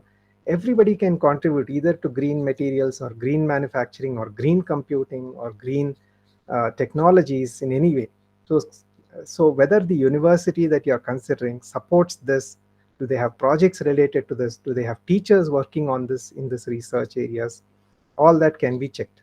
So these 7 criteria, 1 starting with curriculum, 2 teaching, learning and evaluation, 3 research and extension, 4 infrastructure and facilities, 5 student support and progression, and 6 you have governance, leadership and management, and 7 the internationalization and environment. So with these 7 criteria, you'll be able to judge whether the university that you're considering is a good one for your preference. That's how I would encourage you to look at the website, and then you can decide for yourself after that. Yes, you covered most of the things which we didn't cover. Thank you, Principal Ji and Masuji. So thank you. I hope as TOPESL stands for adding value. I hope we added value to some extent and to more extent. And we came here just to brief you about each and every branch. And at the end, it's all about your interest and your passion. The sad part of it, because we make decisions with limited knowledge we have. So I personally seen many people making decisions with what the comments they received from the people they asked. So mostly 5 branches we cover, and we make decisions in that only. So our objective is to tell you about more branches that are available, and in only Telangana. Like, there are hundreds of branches available around the globe and around India. Since it's an EAMCET, so in Telangana we have various branches apart from that 5 so-called 5 branches. and I hope you'll explore more. And it's a momentum we have created here. Just give a some introduction of each and about each and every branch. I'm sure you will explore and learn, because these are, and every engineering branch, as our mentor said and as we said, every engineering branch has its own importance and its own contribution to the technology and the society. So it's not that this is in demand, this is in low demand, this is in high demand. So everything has its own importance. But the only thing is realization should start building. You are not going to make it big if you do not understand what is what, right? So this is all you should understand. Like every branch has its own importance. Again, I want to tell, please explore, because only don't confine to the comments received by the people. So we are in the world, so people make assumptions as we only receive those comments. So explore. We have a lot of content available on the internet. You just explore them. So thank you. And so it's a value adding talk, I think, I feel. So we would like to present this gratitude card for being about 2 hours on this call. We assumed like we would complete by 10:30, but it went on 11. And thank you for being till 11 also. Thank you. So Madhu, can you present the gratitude card, or shall I? Yeah, no, I'm here. 1 minute.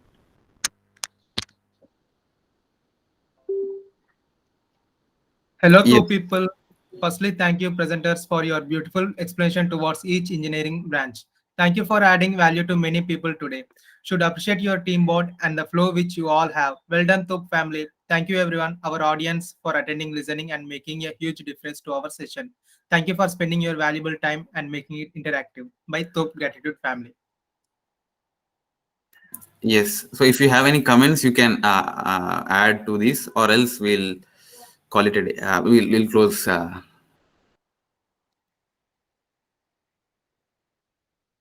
Sir, Anna, I would like to share one. Yes, Swapna, go ahead. Thank you for being here, and thank you, team, for your wonderful presentation. And I would like to share one thing that I think web options are started from September 4th. So when you can go through the website of web options, you can see 4 to 5 options like instructions and the website of the web options. And the last thing is a college predictor. Here you need to fill some information like name, category, and rank. After submitting those information, you can see the list of colleges where your seat will available according to your category and rank. So I think it might be help you, and thank you. All the best, everyone. Yeah, thank you, Swapna. College predictor is the one. Yeah. Yes. Yes. Mashu. Just wanted to add, you have a very beautiful tradition of saying that instead of good morning, gratitude morning, and offering the gratitude at the end of the session. It's a really wonderful thing. Please keep it up. It's unique, and it's really adding so much positivity to every session. I just want to maybe summarize it like this. When you have gratitude, you are part of life. And when you don't have gratitude, you are apart from life. And so it is very, very lovely to see that, you're all coming together, because coming together is life. Unity is life. Love is unity, and unity is life. So when we have gratitude, we are part of that love, part of that unity. So thank you all. So yeah, thank you for that UTIC line.